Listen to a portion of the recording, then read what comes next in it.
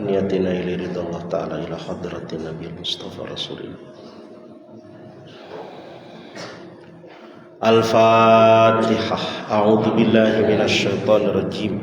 Bismillahirrahmanirrahim. Alhamdulillahi rabbil alamin. Ar-Rahmanir Rahim. Maliki yaumiddin. Iyyaka na'budu wa iyyaka nasta'in. Ihdinas siratal mustaqim. Siratal ladzina an'amta 'alaihim ghairil maghdubi 'alaihim waladdallin. A'udzu billahi minasy syaithanir rajim. Bismillahirrahmanirrahim. Alhamdulillahi rabbil alamin wa bihi nasta'in ala umurid dunya waddin. Salatu wassalamu ala asyrafil anbiya wal mursalin sayyidil insi wal jinni wal kaunaini wath thaqalaini ajma'in habibina wa syafi'ina wa qurrati a'yunina wa maulana Muhammadin wa ala alihi wa ashabihi wa azwajihi wa ahli baitihi wa dzurriyyatihi wa ansarihi wa atba'ihi ajma'in, amma ba'du. Allahumma rabbi syrah li sadri wa yassir li amri wahlul 'uqdatam min lisani yafqahu qawli. Rabbi zidni ilma warzuqni fahma. Subhanaka la ilma lana illa ma 'allamtana innaka antal alimul hakim.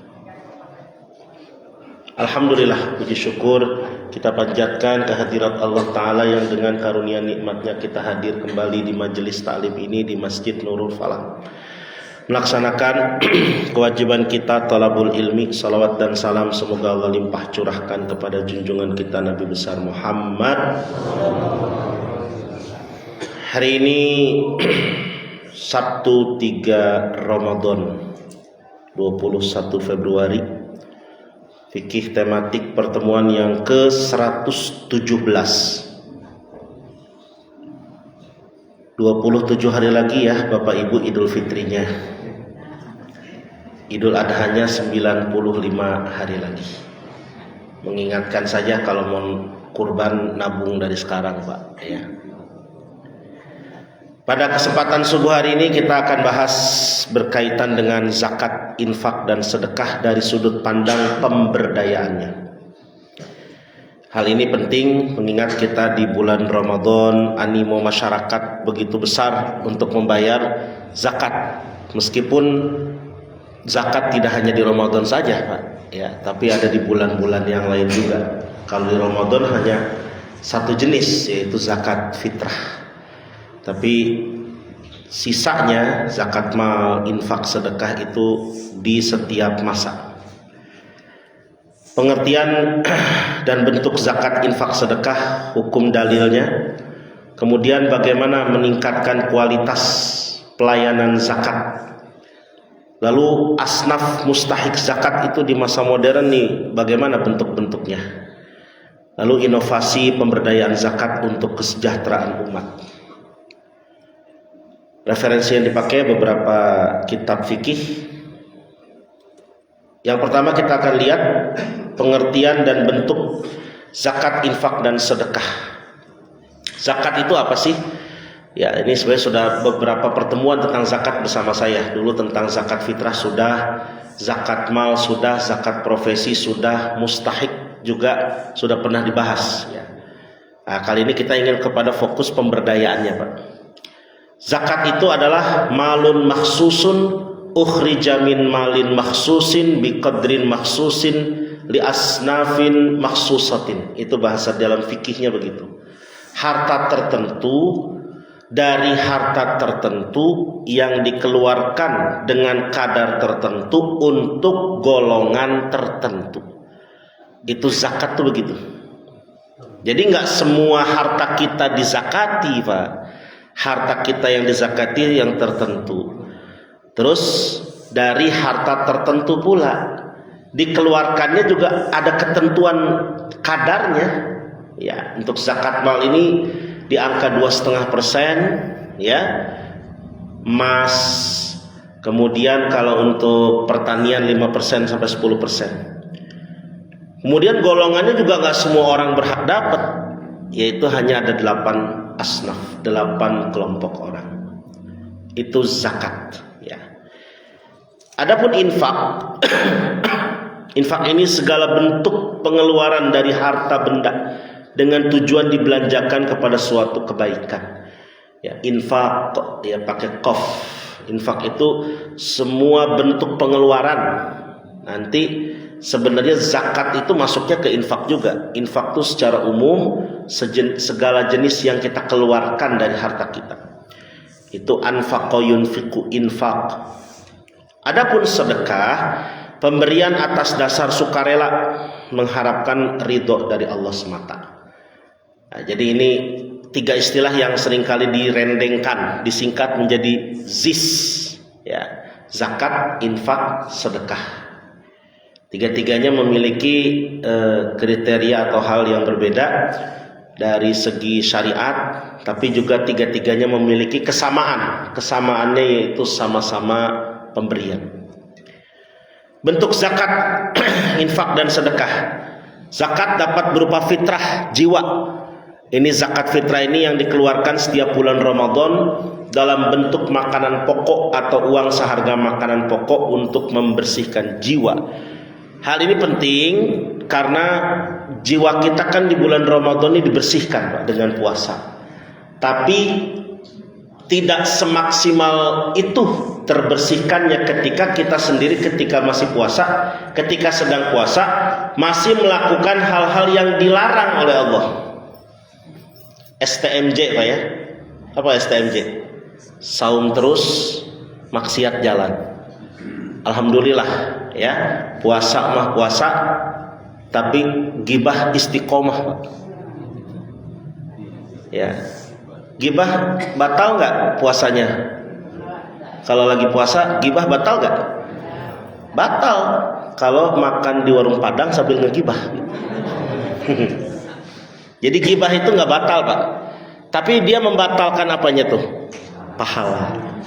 Nah, itu yang nantinya akan merusak kualitas puasa kita. Jiwa kita jadi sudah mau puasa itu bagus, ya. Kok dirusak dengan ngomongin orang. Zakat fitrah menutupi itu. Walaupun tidak boleh disengaja juga, ya. Karena orang ngomongin batur we keisukan mayar zakat fitrah ieu cenah. Zakat ini untuk menutupi stupid mistakes, ya. Mungkin sekali-kali lagi ngumpul, lagi ngobrol duaan, tiba-tiba kepleset lidah ngomongin si ini si itu. Nah, itu zakat fitrah tuh ranahnya. Makanya dia tidak membersihkan harta tapi membersihkan jiwa di bulan Ramadan ini. Udah bisa mulai nih dari sekarang nih kalau mau, ya. Tapi memang nanti waktu utamanya di ujung Ramadan. Zakat juga dapat berupa mal, amwal, harta benda, emas, perak, perdagangan, perniagaan, peternakan, perkebunan, pertanian, barang tambang, barang temuan dengan ketentuan utama mencapai nisab, haul dan milkut tam. Itu syarat utama zakat mal, ya. Sudah mencapai nisab, nisab itu batas minimal harta yang dimiliki untuk terkena zakat.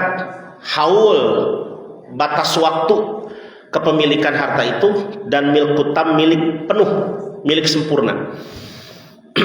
Jika bapak sudah punya emas, ibu sudah punya emas yang disimpan sebanyak 100 gram dan itu dalam setahun tidak dipakai emasnya, Bu, disimpan, ya, dalam setahun, maka terkena kewajiban zakat, ya. Tapi kalau dipakai gimana, Ustadz? Tidak kena kewajiban, ya. Tapi piraku atuh 100 gram dipakai sadayana, ya teteh, ya. Di kuping 20 gram, di hidung, di tangan, ya. Kalau 100 gram nisabnya berapa sih zakat itu? Nisab emas itu adalah menurut satu pendapat, kalau dalam fikihnya sih gampang dihitungnya 20 mithqal gitu aja, 20 mithqal. Tapi kalau dalam dikonversikan ke emas itu ada pendapat yang bilang 85 gram, ada pendapat yang bilang 93,6 gram, bahkan ada yang 77,9 gram. Ya, kalau beberapa fatwa terbaru dari ulama-ulama di Mesir itu 85 gram. Ya. Kemudian infak lebih luas daripada zakat. Ini dapat berupa segala pemberian kepada orang lain, ada hibah, ya. wakaf, hadiah, sedekah. Ini lebih luas lagi. Jadi makanya tiga ini tadi seperti disampaikan di awal, dia memiliki perbedaan.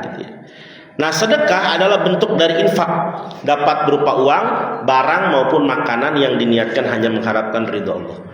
Ini di bulan Ramadan ini yang paling gampang kelihatan sedekah itu adalah memberikan makanan takjil, Pak, buat masjid kita ini.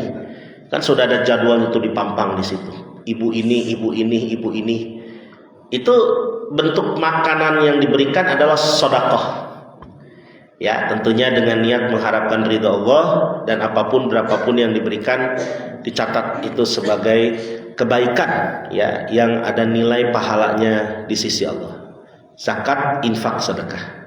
Dalilnya sangat banyak sekali, saya tidak bisa mencantumkan semua, dan makanya saya hanya cantumkan ayat, surat, ayat, dan inti dari ayat itu. Al-Baqarah ayat 3. Ciri orang bertakwa antara lain menginfakkan sebagian rezeki dari Allah. Wa mimma razaqnahum yunfiqun. Al-Furqan 67, anjuran pertengahan dalam berinfak sedekah. Ya, kalau berinfak itu jangan berlebihan, ya, jangan terlalu pelit, tapi juga jangan terlalu berehan sampai habis harta seluruhnya. Enggak bagus juga. Tapi juga jangan pelit, ya, tidak mau memberi sama sekali. Tangannya itu ditutup sama sekali. Dia tidak pernah mau memberi apapun. Jadi tidak terlalu gampang ngasih sampai habis, tapi juga tidak menekan tangannya. Kemudian perumpamaan orang, Al-Baqarah 265, perumpamaan orang yang berinfak sedekah itu seperti dia itu memberikan seperti batu besar. Sebuah batu yang lama dibiarkan tidak turun hujan. Batunya warna hitam, Pak. Batunya warna hitam. Kemudian lama tidak terkena hujan. Akhirnya batu itu lama kelamaan berubah menjadi warna abu-abu karena kena debu. Tiba-tiba turun hujan sebentar doang, ya, sejam lah gitu. Berat hilang itu warna abu-abunya, berubah menjadi hitam lagi. Nah, itu perumpamaan apa? Orang yang bersedekah mengungkit-ungkit sedekahnya.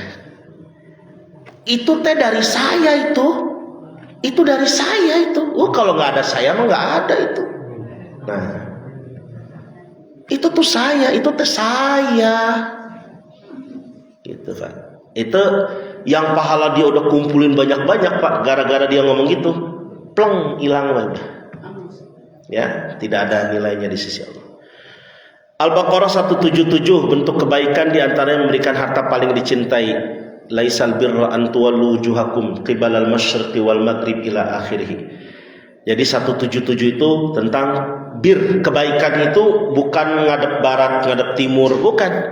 Tapi wa atal mala ala hubbih, di antaranya itu memberikan harta yang paling dicintai. Ini paling berat, Pak, ya. Memberikan harta yang paling dicintai. Ibu-ibu punya baju layak pakai, memang itu berat, ya. Yang paling bagus disedekahkan. Nah, itulah bagian dari kebaikan. At-Taubah 60, mustahik zakat, nanti lebih detail ada bagiannya. Kemudian ayat At-Taubah 103, fungsi zakat mensucikan muzaki dan anjuran mendoakan muzaki. Khudh, kata Allah begitu, Pak, kalimatnya. Khudh min amwalihim, ambil dari sebagian harta mereka. Rasul disuruh ngambil, Pak. Memang zakat ini paksaan, harus dipaksa. Ya, sifatnya itu kewajiban. Khudh, ambil min amwalihim sadaqatan. Tujuannya apa? Tutahhiruhum, membersihkan mereka.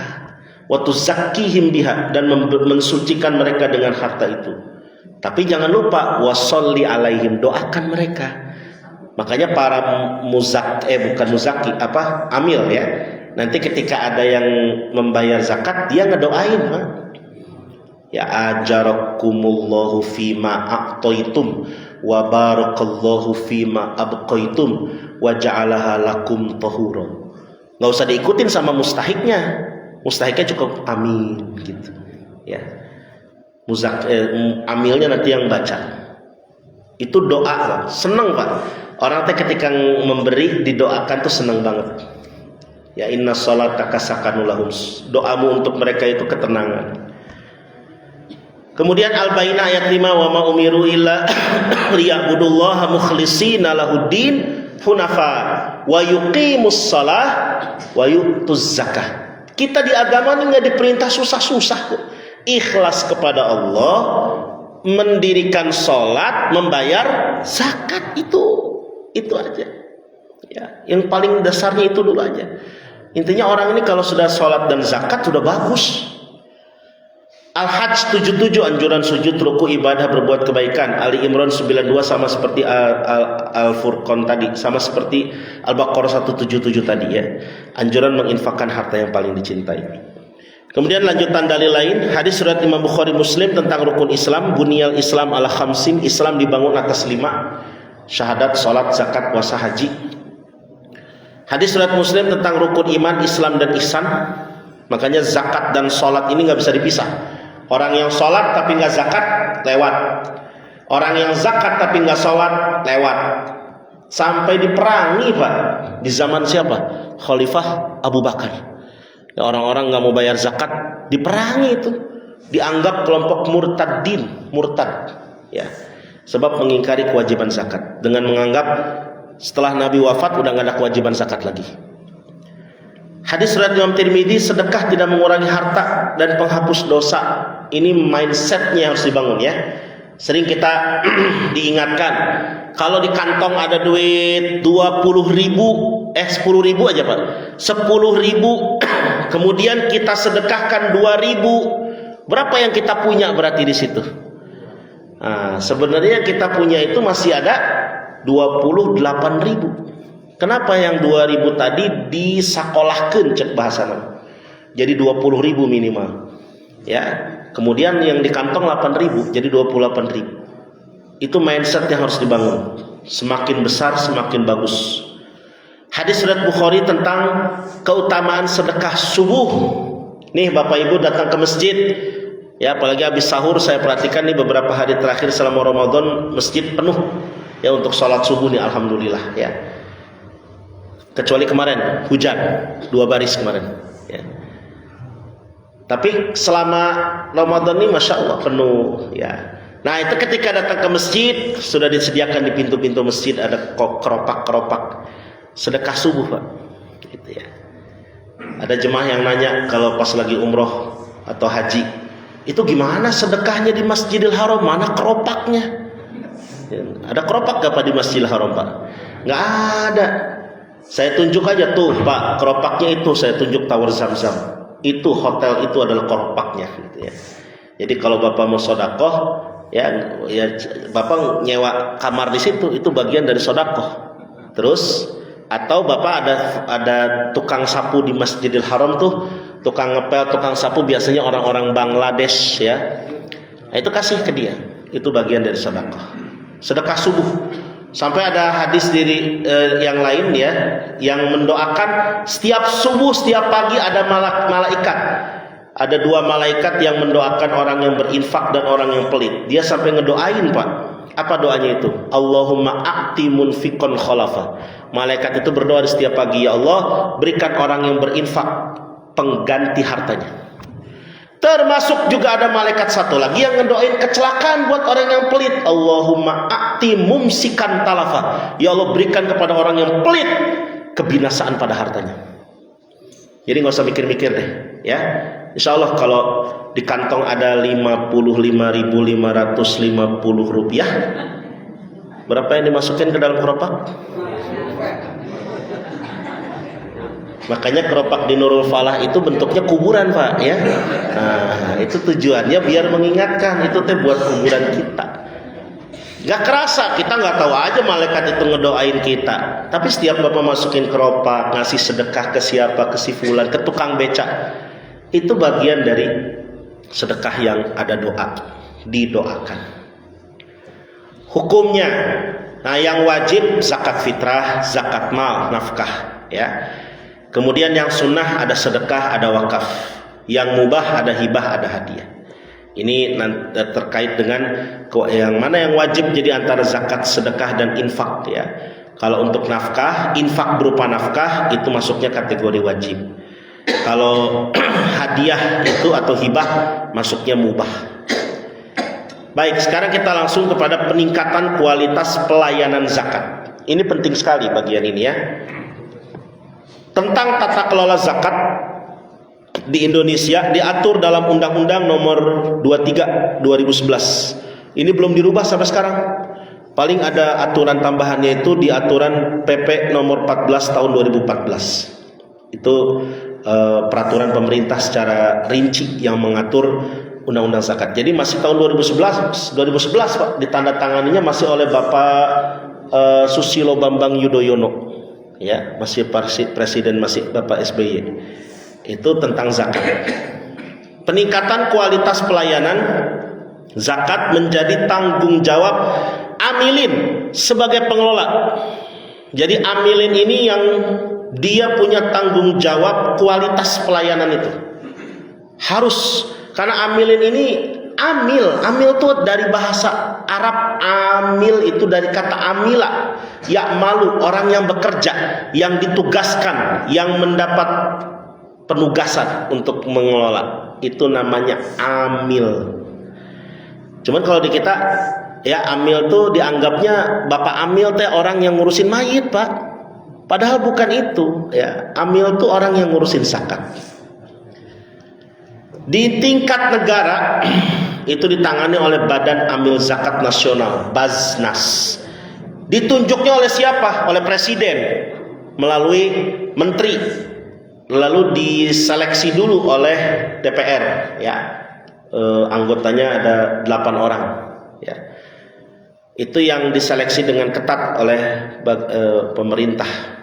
Siapa yang berhak dan siapa yang layak masuk di jajaran Badan Amil Zakat ini. Di level provinsi dan kota kabupaten itu ditangani zakat ini atau amil ini adalah oleh Basnas provinsi dan kota kabupaten, ditunjuk oleh menteri atas usul gubernur, wali kota, bupati setelah mendapat pertimbangan Basnas pusat. Nah, di level masjid, ormas, lembaga pendidikan kemasyarakatan itu dikelola oleh namanya unit pengumpul. Ada lagi yang menyebutnya unit pengelola zakat, tapi kalau di undang-undang disebutnya unit pengumpul, UPZ. Dan lembaga amil zakat, LAZ ya, yang ditunjuk oleh Basnas sesuai level wilayah kerjanya masing-masing. Amilin tersebut wajib ditunjuk oleh pemerintah atau amilin di level lebih tinggi sebagai wakil pemerintah dalam urusan zakat, dibuktikan dengan SK. Jadi untuk menjamin zakat itu berlangsung dengan baik, amil nggak boleh ngangkat diri sendiri, Pak. Dia harus ada SK-nya. Siapa yang ngasih SK? Pemerintah, melalui pemerintah pusat langsung, atau melalui menteri, atau melalui didelegasikan langsung kepada Basnas itu sendiri. Itu harus ada SK-nya. Nggak bisa dia ujuk-ujuk ngangkat diri sendiri sebagai amil. Amilin berhak menerima bagian zakat. Namun jika tidak ditunjuk oleh pemerintah atau Basnas, maka hanya bersifat sebagai muawin bukan amil, tidak berhak menerima bagian zakat. Ini penting nih ya. Jadi amil itu, Pak, nggak boleh dia di depan rumahnya, misalnya ustadz kampung di situ, dia nggak ditunjuk siapa-siapa, tiba-tiba bikin plang depan rumah, amil zakat, menerima zakat, infak dan sedekah. Nah, nggak boleh. Dia harus ada SK penunjukannya dari siapa? Basnas Kota Bogor misalnya. Nomor berapa SK-nya? Harus ada. Harus ditunjuk oleh amil di atasnya atau bahkan oleh pemerintah. Amilin yang mengangkat dirinya sendiri bukan oleh pejabat berwenang dapat dikenakan pidana. Dikenakan pidana. Itu ada di dalam Undang-Undang Nomor 23 2011 tadi. Di pasal 37, 35, 36, 37, 38. Tidak boleh, nggak boleh. Ya. Tapi kalau dia cuma sekedar membantu, namanya muawin tadi ya, membantu pengelolaan zakat, dia nerima, dia nyalurin, tapi dia nggak ngambil bagian dia, itu mah boleh, namanya muawin saja. Ya. Cuman yang namanya amil rata-rata pasti ngambil jatah. Nah, jadi harus dipahami. Dulu tuh di Kelurahan Menteng nih nyaris masjid-masjid itu belum punya SK UPZ dari Basnas.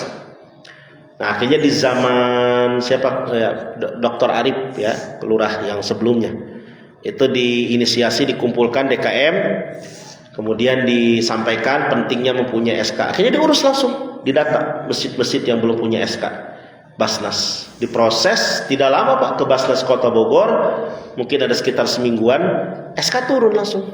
Ya, tahap pertama waktu itu 7 masjid di wilayah Kelurahan Menteng ini. Ini penting. Jadi nggak bisa amil tuh ngangkat diri sendiri. Namanya amil tuh pekerja.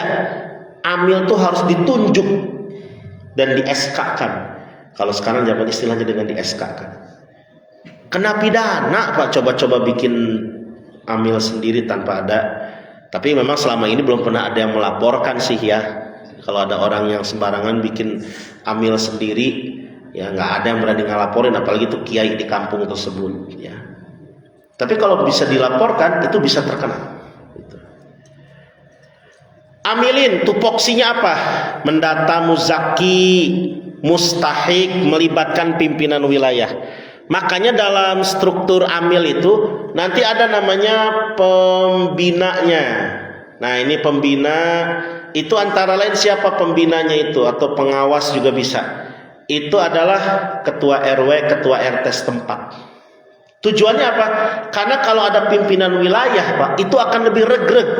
Data itu biasanya lebih jelas.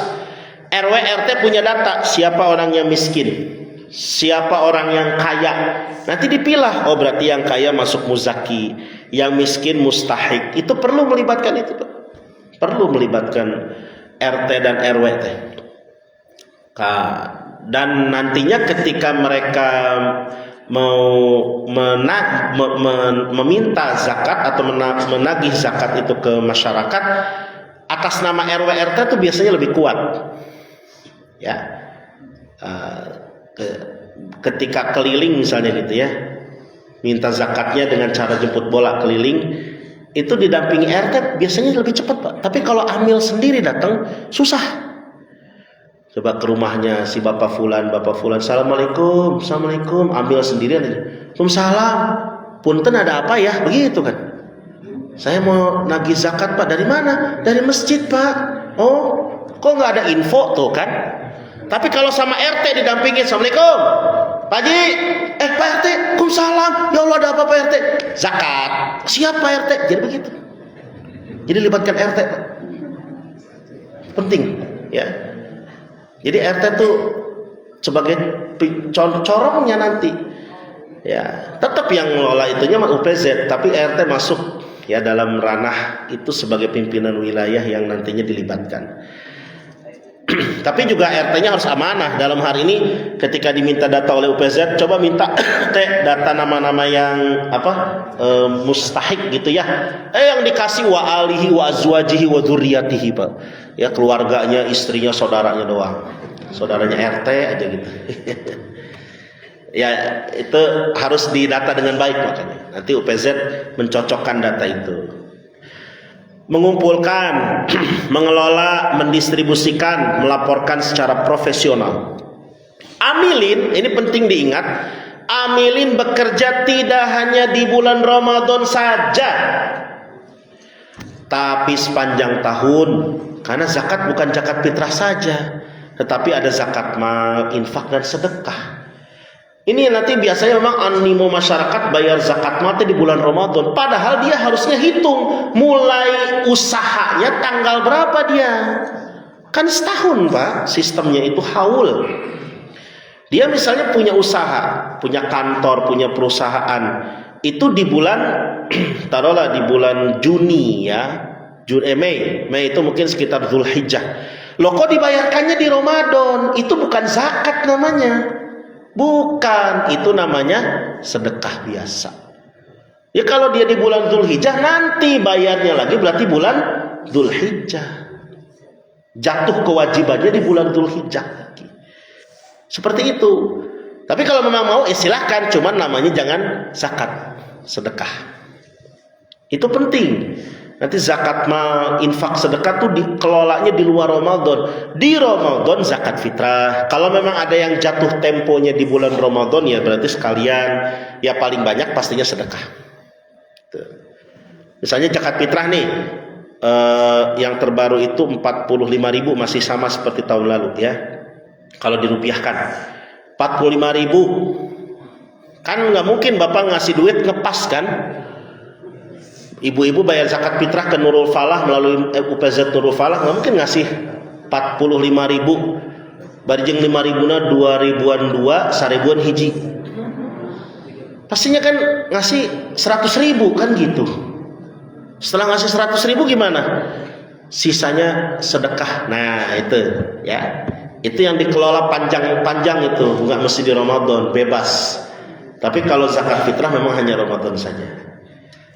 Jadi jangan hanya kerja di Ramadan, tapi setiap hari ada petugasnya piket gantian, atau dikasih jadwal deh.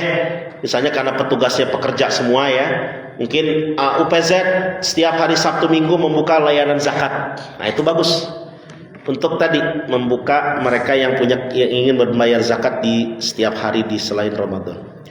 Amilin diharapkan tidak hanya jaga gawang, akan tetapi jemput bola dari pintu ke pintu didampingi pimpinan wilayah. Tadi seperti saya sampaikan. Nah, dia Sabtu Minggu udah buka lapak nih Pak, tapi nggak ada yang datang. Jemput bola melalui database yang dia punya. Nanya RT dan RW tadi, Pak RW, ini si bapak ini kayaknya udah jatuh tempo nih bulan ini. Samperin, ayo samperin, saya ditemenin sama RW. Begitu. Sebelumnya diingatkan dulu, mungkin tadi seminggu sebelumnya, Pak, punten, Bapak minggu depan, bulan depan sudah jatuh tempo zakat. Enggak, kami tunggu. Ternyata nggak datang, jemput bola. Itu begitu. Zakat fitrah juga begitu, Pak. Ya, datangi rumah-rumah itu lebih bagus supaya ada semangat dan mereka betul-betul ya ingin membayar zakat. Disertai imbauan ilmiah yang sifatnya mengajak persuasif di berbagai media dan mimbar-mimbar kajian, dijelaskan bagaimana pentingnya zakat, bagaimana kita ini tidak boleh ya mengabaikan zakat. Amilin dapat memanfaatkan platform digital dalam sosialisasi zakat. Misalnya nanti pakai flyer ya dikirim, pakai video-video yang sifatnya memotivasi, atau mungkin dia pakai teknologi ya, nanti pakai Google Form atau sebagainya untuk mengisi data para muzaki yang ada di wilayahnya. Amilin dapat memfasilitasi para muzaki menghitung kewajiban zakatnya sendiri atau dibantu perhitungannya oleh petugas dengan diberikan semacam kertas isian, data diri dan harta lengkap nisab haulnya serta kadar zakatnya. Jadi dalam teksnya itu atau dalam formatnya itu Pak, itu nanti ada nama siapa, alamat di mana, terus penghasilan berapa, itu di situ dicantumkan. Di dalam tulisan penghasilan itu dikasih kurung, isi dengan jujur begitu. Karena ini bulan Ramadan, misalnya begitu Pak, kalau Ramadan. Ya, atau misalnya pokoknya isi dengan jujur, tidak boleh berbohong karena ini kewajiban kepada Allah. Nanti dicantumin berapa-berapanya. Terus nanti pengeluaran berapa, dikurangi pengeluaran berapa hasilnya. Hasilnya itu dikali 12 bulan. Nah, setelah dikali 12 bulan itu cukup gak? Nyampe gak nisab? Ketika mencapai, maka nanti amilin yang memberi tanda checklist wajib zakat. Silang tidak wajib zakat. Nah itu supaya ketahuan, nanti terdetek si bapak ini tahun ini nggak wajib zakat. Nanti tahun depan kami lihat ya Pak ya perkembangannya. Nah, ternyata tahun depan didata lagi, oh ternyata sisanya banyak Pak. Checklist kena kewajiban zakat. Nah ini harus ada tuh database, bukan cuma mustahik tapi juga muzaki ya, supaya mudah bagi amilin untuk screening dan nantinya mendapatkan data itu, sehingga saat waktunya tiba mereka tinggal menjemput zakat tersebut. Ini pelayanannya. Jadi dalam pelayanan zakat itu harus benar-benar optimal dan maksimal. Jangan hanya nunggu gawang, jaga gawang, tapi jemput bola. Nah, kemudian asnaf mustahik zakat di masa modern bagaimana? Kalau dalilnya sih nggak berubah Pak. Dalil mustahik zakat itu tetap At-Taubah ayat 60. enggak berubah. Ya, Allah katakan, a'udzubillahi minasyaitonirrajim, innamas shadaqat lil fuqara wal masakin wal 'amilina 'alaiha wal mu'allafati qulubuhum wa fir riqab wal gharimin wa fi sabilillah wa ibnis sabil. Faridatan minallah wallahu alimun hakim. 8 golongan ini yang sudah menjadi ketetapan. Dan di ujung ayat ini kalimat dari Allah bagus banget, diksi yang dipakai.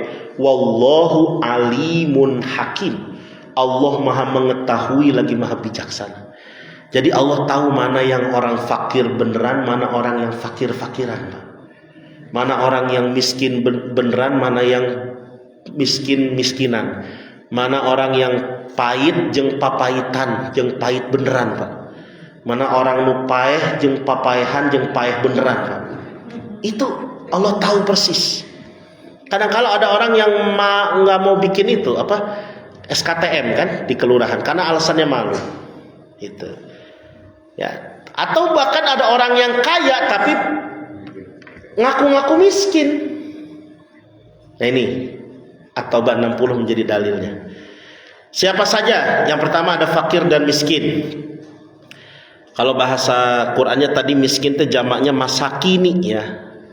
Makanya jangan mau ya para pemuda disebut pemuda masakini, jangan mau. Berarti pemuda apa? Miskin, Pak. Fakir itu siapa sih? Tidak memiliki penghasilan, tidak dapat memenuhi kebutuhan hidup. Itu. Nggak punya penghasilan, nggak dapat memenuhi kebutuhan hidup. Ya otomatis lah. Ya penghasilannya juga nggak ada, nggak bisa memenuhi kebutuhan hidup deh. Susah. Jika penghasilan di bawah separuh kebutuhan, maka disebut fakir. Jika penghasilan di bawah separuh kebutuhan, itu fakir. Misalnya gimana? Kebutuhan berapa? Taruhlah kebutuhan 100.000 karena punya banyak anggota keluarga dia. Kebutuhan 100.000. Penghasilannya atau dia punya ya ada sedikit-sedikit, cuman ada 25.000, di bawah setengahnya, Pak. Belum nyampe setengah, fakir ya katanya. Gitu. Seperti siapa misalnya? Lansia yang memang tidak ada penghasilan ya, janda tua yang tidak memiliki penghasilan penanggung nafkah.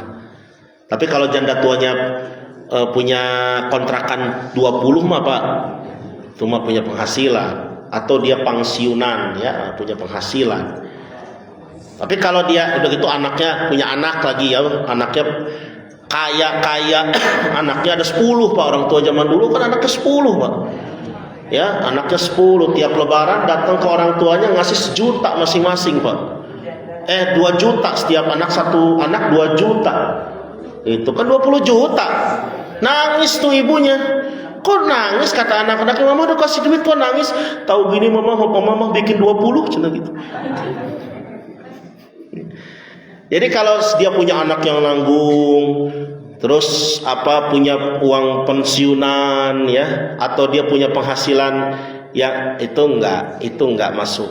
Tapi yang masuk di sini kita sering dengar kan, ada nenek-nenek tinggal sendirian di rumahnya di gubuk di sebuah kampung, nggak punya anak, nggak punya cucu, suami udah nggak ada. Nah itu fakir Pak. Itu yang masuk kategori fakir tuh begitu. Ada lagi miskin, memiliki penghasilan, punya dia penghasilan, tapi tidak dapat memenuhi kebutuhan hidup. Jika penghasilannya ini di atas separuh kebutuhan, maka disebut miskin. Misalnya, dia kebutuhan 100.000 tadi Pak, penghasilan 70.000, kan dia belum mencapai full 100, tapi sudah di atas setengah, miskin. Jadi memang lebih belangsak fakir daripada miskin ya. Miskin itu di atas separuh kebutuhan. Seperti buruh harian lepas ya, buruh harian lepas, pekerja serabutan, driver ojol, tukang beca.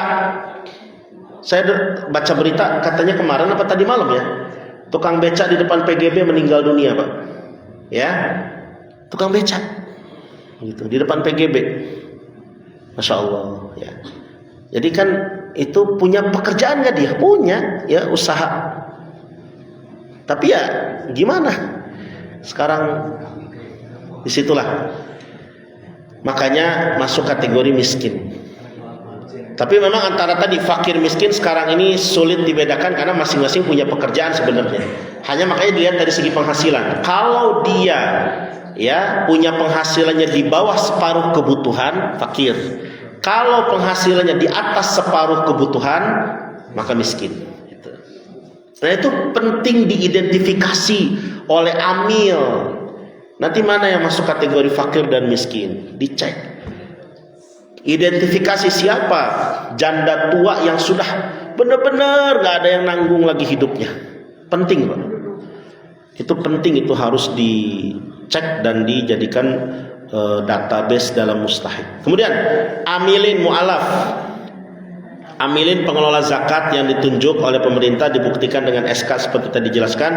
Nah, ini petugas UPZ yang rutin mengelola zakat, ya. Makanya kalau dia rutin setiap hari, nggak hanya di Ramadan, tentu ada berhak dan dia memang punya hak di situ, ya. Kerjaannya memang itu, Pak.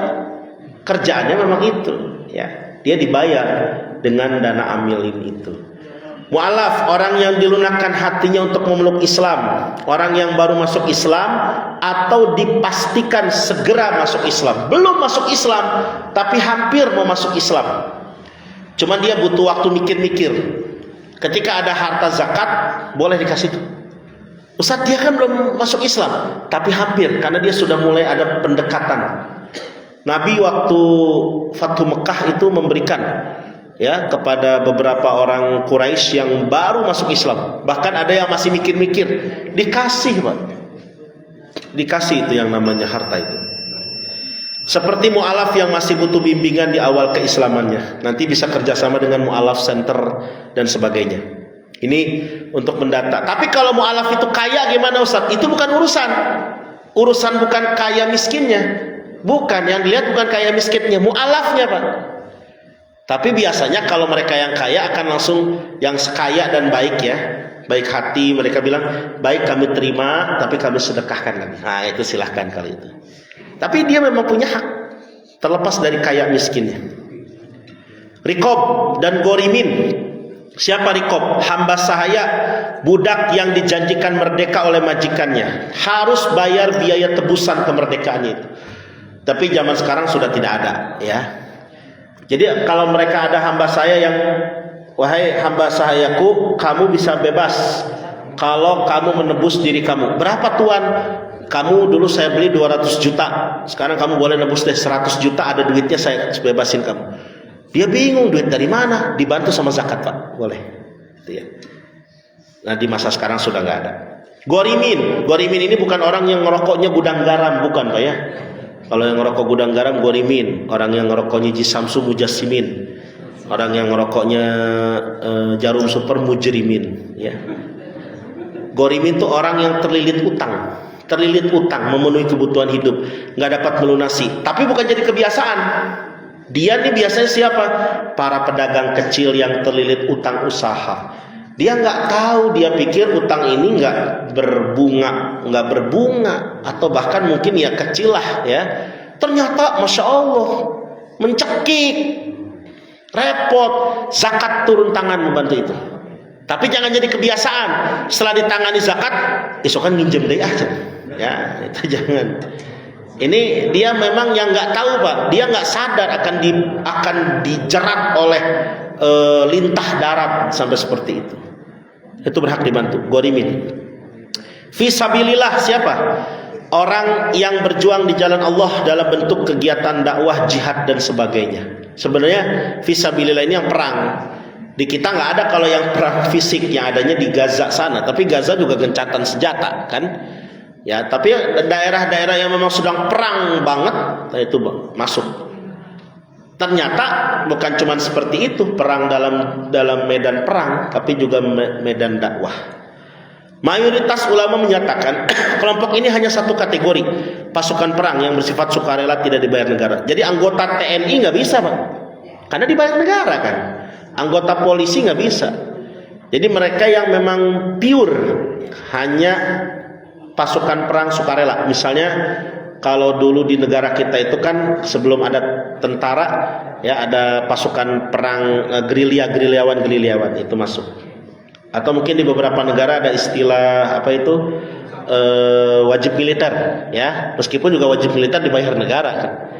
Nah pokoknya mereka yang tidak termasuk kategori pasukan negara tapi mereka ikut bergerilya itu berhak menerima zakat. Nah para guru ngaji yang mengabdikan hidupnya untuk dakwah dan tabligh, terutama mereka yang ngajarin huruf-huruf Al-Quran Pak ya, misalnya mereka tuh ngajarin alif-alifan ke anak-anak kecil. Ingat dulu ada istilah guru-guru ngaji kayak gitu disebutnya mu'alim. Mu'alim Pak. Sekarang udah nggak ada istilah mu'alim, semua mah udah rata ustad pokoknya semua mah. Manggilnya enak lagi, tat, enak aja tat ya. Tat, mending manggil tat, ustaz gitu. Tat. Ya. Padahal mu'alim, guru-guru ngaji Quran tuh Pak, mu'alim. Ayo deh baca ya Allah, itu mu'alim kayak gitu, itu sampai keliling-keliling kampung Pak, jalan kaki, pakai peci rada miring begini, ya. Udah gitu ada cetian pinggirannya Pak. Ya udah gitu apa? Dia pakai baju lusuh, pakai sendal jepit, satu warna oranye, satu warna kuning Pak. Udah gitu ada penitih di ujungnya ya Allah. Ngajar ngaji anak-anak kita, ngajarin alif-alifan sampai bisa Pak. Ya diajarin gitu. Dulu pakai kaidah Baghdadiyah itu ya. Alif fathah a, alif kasrah i, alif dhammah u, a i u kan gitu. Diajarin begitu, mim fathah ma, ta fathah ta, ba dhammah lu, lam dhammah mata lu buta kan gitu katanya. Diajarin pelan-pelan Pak. Itu guru-guru ngaji kayak gitu tuh yang dapat zakat. Menurut Imam Al-Qaffal bisa juga untuk memakmurkan masjid, meskipun ini pendapat minoritas, tapi ada kebolehan menggunakan zakat itu masuk kategori fisabilillah, memakmurkan masjid. Ini diperbolehkan menurut Imam Al-Qaffal. Ibnu Sabil, orang yang kehabisan bekal di perjalanan, musafir, para penuntut ilmu, mereka yang kehabisan bekal biaya perjalanan dalam taat kepada Allah. Nah, misalnya apa? Pekerja rantau yang terlantar. Dia pekerja rantau, terlantar di tempat itu, nggak punya tempat tinggal yang layak. Atau para santri yang mengaji sukarela tanpa ada bayaran rutin. Bukan pesantren-pesantren besar Pak. Kalau dia pesantren yang bayaran, yang memang dia itu ini bukan. Ini pesantren-pesantren yang di daerah Ciapus tuh, ada namanya daerah Kompas. Di Ciapus tuh ada daerah Kompas. Itu pesantrennya salafiyah. Santrinya di sana tuh kalau saya lewat di sana, santri-santri itu pada pakai sarung keluar rumah tuh ya, peci. Itu santri-santrinya nggak bayar, kiainya dibayar ala kadarnya aja. Ada yang bayar pakai kelapa, bayar pakai pisang gitu doang Pak. Ya, itu nggak ada bayaran rutin. Nah, daerah itu namanya Kompas. Saya sempat tanya sama beberapa ustadz di situ. Ini kok namanya Kompas? Apa nih Kompas? Apakah berarti daerah itu untuk nembus ke Dramaga, potong Kompas? Bukan. Kompas teh singkatan katanya, kaum pasantren gitu. Kompas, Ciapus Kompas namanya. Itu memang begitu. Itu masya Allah itu kalau makan itu Pak, satu nampan bersama-sama, satu nampan 5 orang, ya nasi doang, tempe satu di atasnya, supaya jatah dia rada gede, dia tarik punya dia ludahin cuh gitu. Santri itu kayak gitu Pak. Udah gitu tangannya sambil kupretan, dan belum disebut santri kalau belum kupret. Belum santri sejati kalau belum kupret. Alhamdulillah saya pernah ngalamin kupret dulu ya. Jadi santri yang kayak gitu tuh yang berhak menerima zakat. Sampai ya Allah, itu yang namanya odol Pak. Di odol udah tipis, ditiup dulu sama dia. Jadi kembang lagi, dipijit-pijit lagi, diairin lagi. Itu yang namanya odol teh. Saking nggak punya bekal. Nah, zakat turun tuh untuk menangani itu. Inovasi pemberdayaan zakat untuk kesejahteraan umat. Zakat tidak harus diberikan dalam bentuk uang tunai. Nah, ini perlu diingat nih. Zakat tidak mesti dalam bentuk uang tunai. Penting ya diupayakan zakat produktif, bukan konsumtif. Kalau dikasih uang, habis Pak itu. Habis. Uang kalau zakat fitrah memang harus dimakan kan. Tapi kalau berupa zakat mal itu berupa uang, dikasih misalnya dapat jatah 200.000 per orang, ya udah 200.000 langsung dibeliin pulsa paket habis. Ya. Dalam pengembangan zakat yang lebih berkelanjutan, amilin harus bisa menciptakan para muzaki baru dari para mustahik secara bertahap. Tahun ini oke, Anda masih mustahik. Tahun depan Anda harus muzaki. Caranya gimana Pak Amil? Saya akan carikan cara solusinya. Begitu. Amil yang cari cara Pak. Kalau dia dibayar sama zakat, masa nggak mau mikir? Amil tuh harus punya trik. Ya, hal ini dengan mengembangkan zakat produktif yang berkelanjutan, bukan konsumtif yang hanya akan habis sesaat. Misalnya ada pendampingan, pelatihan, pengawasan. Dalam hal ini menjadi tugas amil menjamin program zakat berjalan dengan baik. Ya, misalnya dikasih modal, Pak, ini Bapak sebagai mitra zakat kami, disebutnya mitra Pak ya, mustahik ini boleh disebut mitra. Bapak nanti kami beri modal sekian juta untuk modal usaha ya Pak ya. Ini murni dari kami. Tapi nanti kami awasi dan kami lihat progresnya seperti apa. Kalau usaha Bapak bagus dan ternyata ada pengembangan, kami akan tambah modalnya. Tapi setelah itu nanti Bapak kalau sudah makin bagus, ya kami berharap Bapak bisa menjadi muzaki. Nah ternyata dicek perkembangannya bagus usahanya Pak. Itu dia bisa menjadi muzaki. Setahun kemudian udah berubah dia. Gitu ya. Jadi pendampingan, ada pendampingan, tapi jangan dilepas kasih duit begitu usaha, enggak, didampingi dulu. Didampingi, dibelikan gerobaknya, dibelikan apa bentuk usahanya.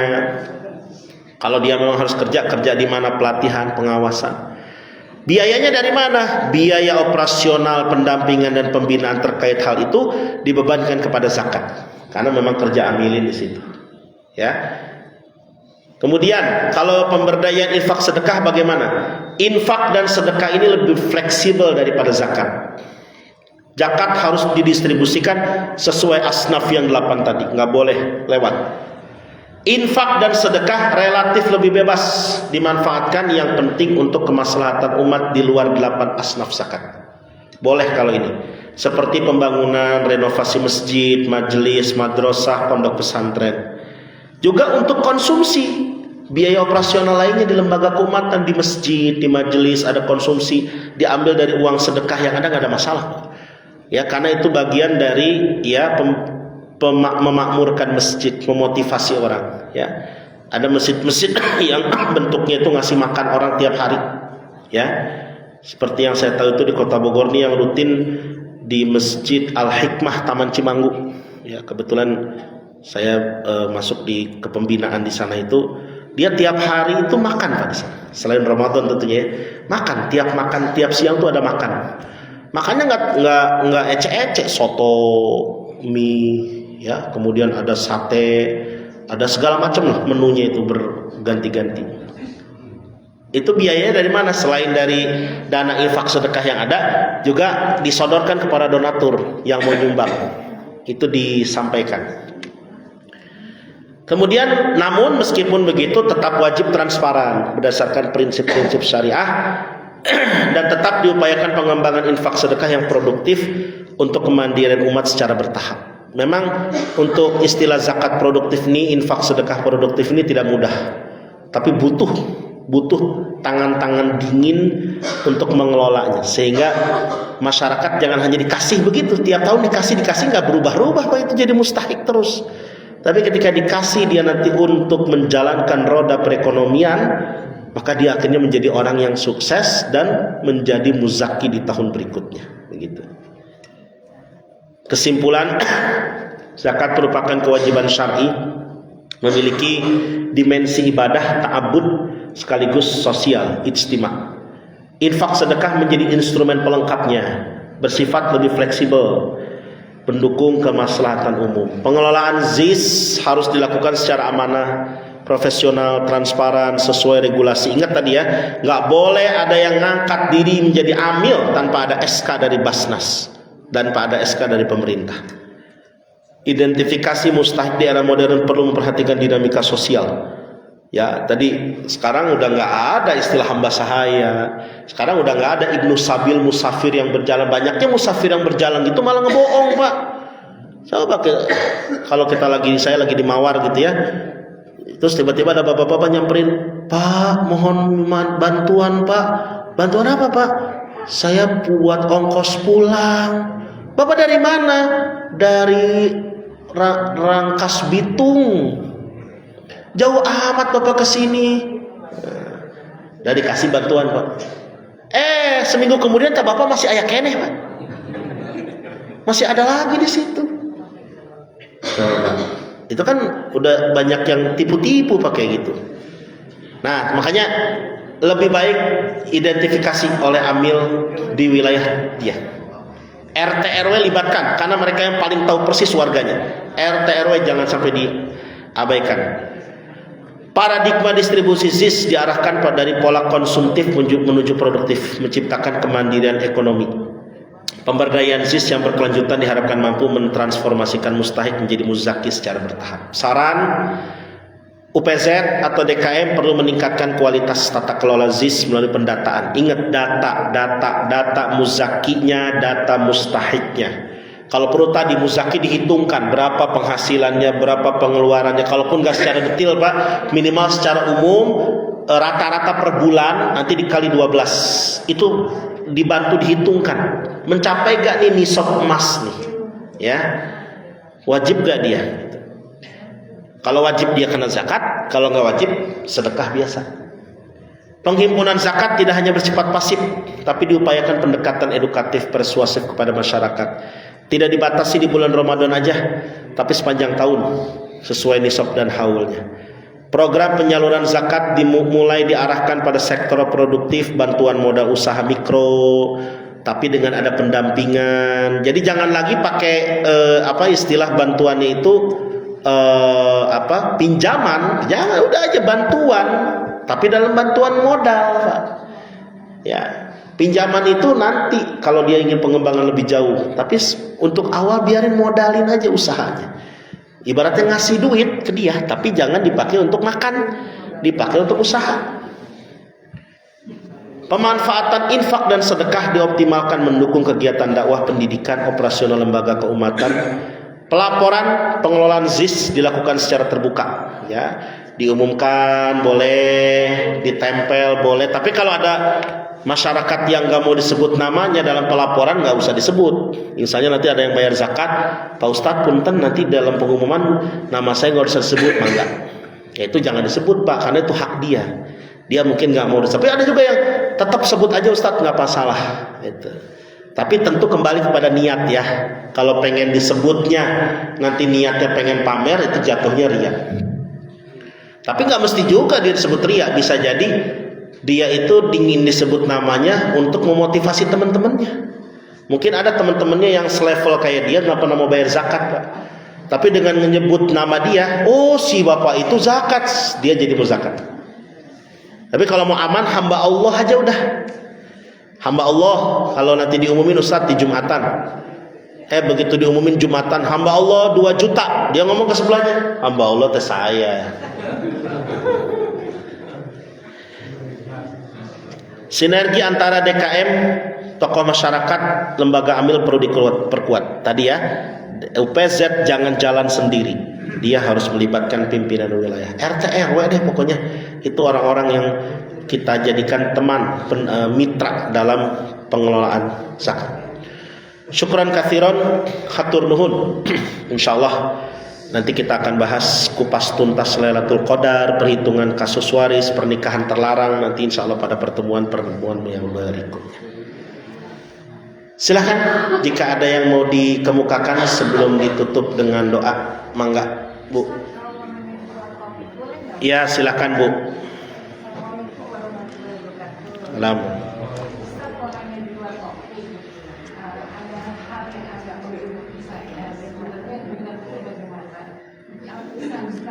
Ada kegiatan misalkan di masjid ini ada pengajian gitu ya, atau seperti kemarin ada aksi 7 hari yang meninggal. Saya bertemu dengan seorang ibu yang nggak pernah ke masjid, Ya. tapi dia di tahlilan itu. Saya tanya, kenapa nggak ke masjid, misalkan sholat tarawih atau sholat yang lainnya itu? Dia bilang, perempuan baiknya di rumah. Ya. Hanya berdua di rumah Ustaz dengan Ya. suaminya. Suaminya ke masjid, dia tetap sholat di rumah. Anaknya sendiri di rumah, semua di rumah. Terus kemudian saya ketemu lagi orang lain Ustaz, dia bekerja, ibu-ibu juga. Beliau bekerja, dia keluar rumah kan Ustaz, beliau guru. Tapi sholat tarawihnya di rumah, dia dengan anaknya. Dia berjamaah dengan anak perempuannya, yang laki ke masjid. Akhirnya dia lebih bagus perempuan di rumah, itu yang saya bingung. Kalau memang lebih bagus perempuan di rumah, ya dia nggak usah bekerja keluar rumah, kan usah ke pasar dan sebagainya begitu. Kan masjid itu lebih bagus daripada dia keluar kemana-mana. Itu baiknya gimana ya Ustaz menjawabnya seperti itu. Jadi mereka lebih mendapatnya perempuan sholat di rumah. Ya. Jadi hadirin rahimakumullah, tentang ibu-ibu perempuan cocoknya di mana nih sholatnya gitu ya. Itu pertanyaan klasik tuh dari dulu. Bahkan di musola situ Raudhatul Jannah pernah saya bahas dulu gitu ya. Itu menyebabkan akhirnya jemaah ibu-ibu juga ya salah merespon mungkin waktu itu. Jadi sebenarnya Bapak Ibu, kalau untuk sholat berjamaah ke masjid itu yang paling ditekankan, paling dianjurkan tuh buat siapa? Laki-laki. Laki-laki. Itu nggak ada ikhtilaf ulama. Ya, makanya kalau laki-laki tidak berjamaah ke masjid, ya silahkan di rumah sah Pak. Berjamaah di rumah juga sah dia. Tetap dapat 27 derajat dia juga. Tetapi ketika dia punya kemampuan ke masjid, tidak ke masjid, nah itu dia berarti sudah meninggalkan jauh keafdolan yang harusnya dia dapatkan. Nah, kalau perempuan bagaimana? Nabi sampai mengeluarkan statement, ya sebuah hadis yang cukup terkenal juga. Yaitu Nabi mengatakan, jangan larang istri-istri atau perempuan-perempuan mukminat kalian untuk sholat ke masjid. Nabi bahasa begitu. Tapi di sisi lain Nabi juga mengatakan sebaik-baik tempat sholat untuk perempuan adalah di rumah mereka.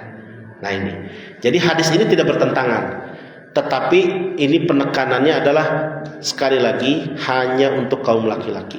Untuk perempuan fleksibel, ya, boleh memilih.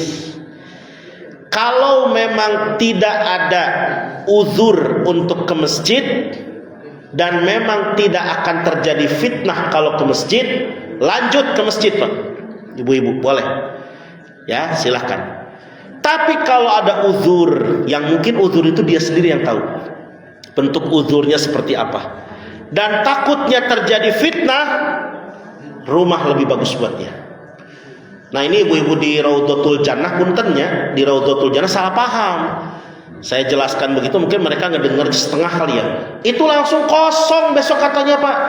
Ibu-ibunya ke masjid.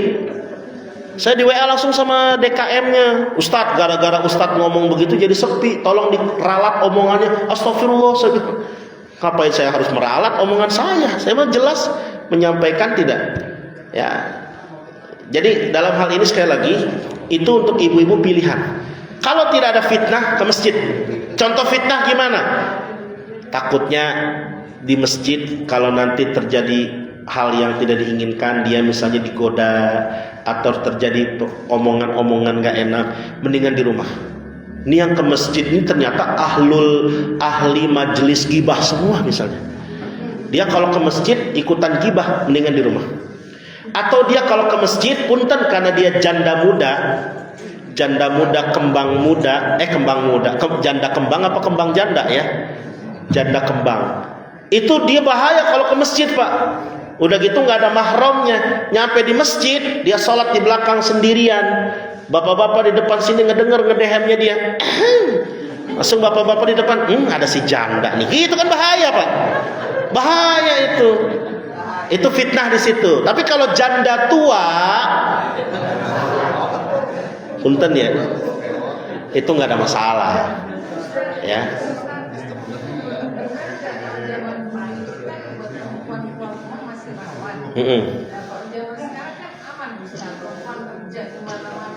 Iya.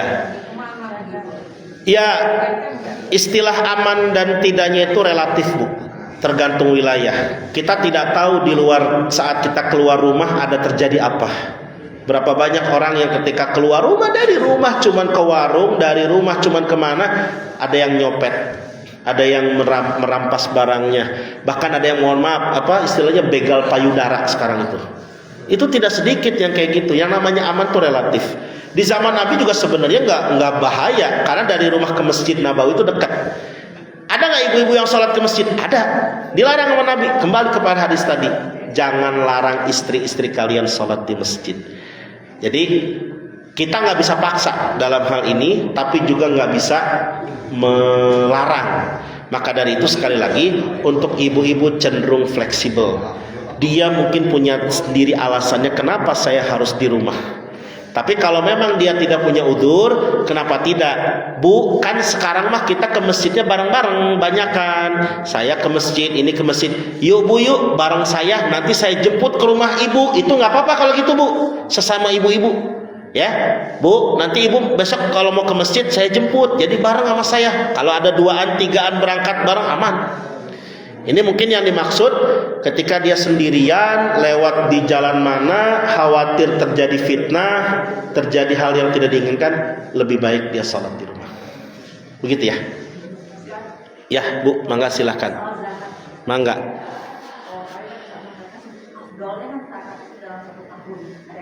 Ya.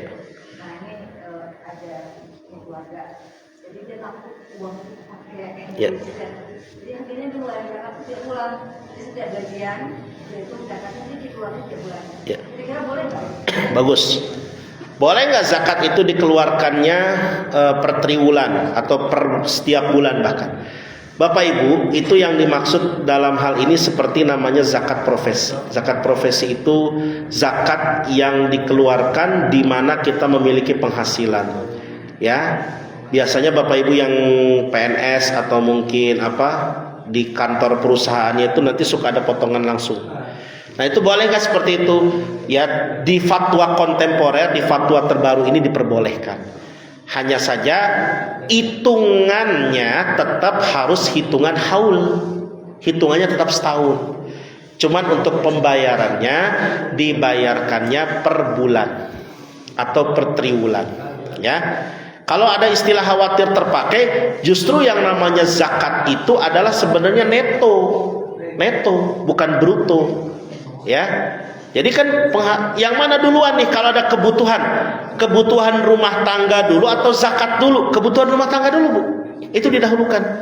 Ya, bayar PAM, bayar listrik, bayar cicilan rumah, cicilan mobil ada 7, Pak. Ya, nyicil semua. Itu dulu. Kewajiban itu utang. Yang utama, baru ternyata masih ada lebih sisa, alhamdulillah. Dalam setahun itu bisa diskemakan, bulan ini, maka nanti dibayarkannya per bulan, boleh, diperbolehkan. Jadi berarti kita opsi sama misalnya dulu berapa kebutuhan, misalnya itu baru kita keluarkan zakat, bukan dari yang penghasilan 1 bulan. Iya, jadi sebenarnya itu kalau kita misalkan gini, kalau per bulannya berapa Ibu penghasilan? Misalnya taruhlah dalam sebulan itu 20 juta. Terus ternyata biaya operasional harian dan sebagainya itu 10 juta. Jadi ada sisa 10 juta, ya. 10 juta itu nanti yang dizakatkan 2,5%-nya. Dihitung dalam setahun berapa 10 juta itu? 120 juta. Apakah sudah mencapai angka kewajiban emas? Nah, itu tadi. Hitung emas zaman sekarang berapa? Nah, emas itu sekarang 2 juta Pak, kurang lebih, ya. 2 juta, bahkan 2.900.000 kemarin itu terakhir saya dengar, ya. 2 juta lah kita ambil. 2 juta dikalikan aja gitu, ya. Dikalikan 85 gram. Berapa Pak Amir? Apa enggak? 2 juta kali 85 gram 170 ya misalnya. Sementara tadi 120. Nggak nyampe Ustadz. Ya nggak wajib. Tapi saya pengen keluarin. Boleh. Namanya apa? Sedekah. Itu. Tetap kita keluarkan, tapi namanya sedekah. Tidak disebut zakat mal. Begitu ya. Jadi karena sekarang harga emas tinggi Pak, nggak bisa dipungkiri. Begitu ya Bu ya. Sama-sama. terakhir mungkin Pak. Mangga Pak Haji Munawar. Ini Pak, tadi definisinya ya kan bukan apa? Harta tertentu. Orang tertentu. Ya. Yang jumlah tertentu dan sebagainya. Ya. Nah, di samping itu Pak yang kita keluarkan itu di samping itu semuanya kan ada namanya pajak Pak. Ya. Pajak ini statusnya sebetulnya gimana di dalam agama? Baik. Bagaimana status pajak dalam Saya Pak sebentar. ya. Misalnya kita dalam keadaan agak pas-pasan Pak. Ya. Mana yang didahulukan, bayar pajak atau bayar zakat? Nah ini kan semuanya kewajiban yang ada risikonya. Kalau misalnya pajak kan risiko misalnya kena denda dan sebagainya. Ini mana yang didahulukan? Ya. Kemudian yang kedua Pak mengenai definisi miskin tadi Pak. Ya. Miskin kan yang punya penghasilan, yang tidak punya penghasilan atau punya penghasilan tapi kurang dari separuh kebutuhan. Nah, kebutuhan ini sebetulnya kan relatif kalau kebutuhan orang kan. Ya. Kalau saran saya ditambahin misalnya minimal Pak, jadi Ya. kebutuhan minimal orang itu. Bukan kebutuhan, kalau kebutuhan relatif. Terima kasih. Ya. Pajak dulu atau zakat dulu? Nah, ini kan dalam hal ini nantinya terkait dengan kebutuhan, Pak. Ini zakat pajak itu sifatnya itu kan kewajiban warga negara. Yang kita mau tidak mau di negara kita ini karena menerapkan pajak, muks istilahnya itu pajak itu. Kalau kita tidak bayar, akan ada urusan-urusan duniawi negara kita atau urusan-urusan kita dalam urusan bernegara, dalam urusan bermasyarakat, dalam urusan sosial itu akan menjadi masalah. Ya, ketika kita nggak bayar pajak motor, nggak bayar pajak mobil, nggak bayar pajak rumah, nggak bayar pajak tanah, siap-siap akan ada sesuatu yang nantinya kepada kita. Nah, dalam hal ini mana yang didahulukan? Kalau memang ada zakat dan pajak bersinggungan, dalam hal ini pajak masuknya kategori kebutuhan primer. Kebutuhan primer. Karena dia itu sebagai bagian dari yang kita niatkan sebagai bagian membangun negara. Zakat, nanti kalau ternyata gara-gara pajak zakat berkurang, nisabnya gimana? Ya nggak masalah. Berarti tidak wajib. Tapi kita tetap sedekah. Itu solusinya begitu. Ambil jalan tengah aja Pak. Gara-gara pajak nih saya bayar pajak, nisab saya jadi menurun. Itu ya. Ya udah tetap sedekah saja. Fleksibel angkanya, mau 2,5% boleh, mau di bawah itu boleh. Kemudian tadi istilah kebutuhan, ya. Yang saya maksud kebutuhan di sini kebutuhan primer, Pak. Ya tentu saja kebutuhan primer itu apa saja? Sandang, pangan, papan. 3 ini. Minimal 3 ini kan kebutuhan ekonomi dasar seseorang itu. Dia ada pakaian, ada makanan, ya buat makan hari itu paling tidak, dan tempat tinggal yang layak. Tempat tinggal yang layak. Artinya yang layak ini kembali kepada dianya. Istilahnya punya rumah gubuk, punya rumah di pinggir jalan, ya dia sudah layak tinggal di situ, itu sudah bagian dari tempat tinggal. Jadi yang dimaksud kebutuhan di sini tentu saja bukan beli HP, beli rumah baru, bukan. Tapi maksudnya adalah kebutuhan yang mendasar. Ustaz, Ya. ini sekarang kan lagi memperjuangkan Ustaz yang ekonomi lemah dibebaskan pajak. Ya. Ini lagi memperjuangkan itu kan Ustaz. Ya, yang saya tahu memang ada beberapa item komoditi yang dicoba sedang dibicarakan, ya. Mudah-mudahan sih memang bisa berlangsung, ya. Supaya tidak masyarakat yang istilahnya sesuatu yang tidak perlu dipajaki tidak perlu gitu ya. Tapi sekali lagi kita niatkan pajak itu sebagai bagian dari membangun negeri kita, ya.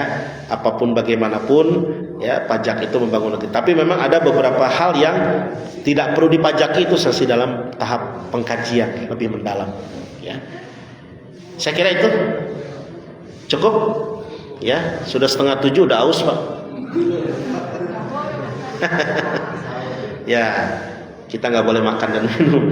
Sampai di sini insya Allah kita sambung nanti di 2 Sabtu yang akan datang, ya. Kita akan coba kupas tentang Lailatul Qadar nanti, ya. Bagaimana kupas tuntas Lailatul Qadar. Sebenarnya ada permintaan dari Pak siapa ya kemarin tuh, ya, dari Pak Azmi tentang pernikahan kontrak, tapi kalau di Ramadan bahas kawin kontrak bisa hayang karawin ding kayak gitu ya.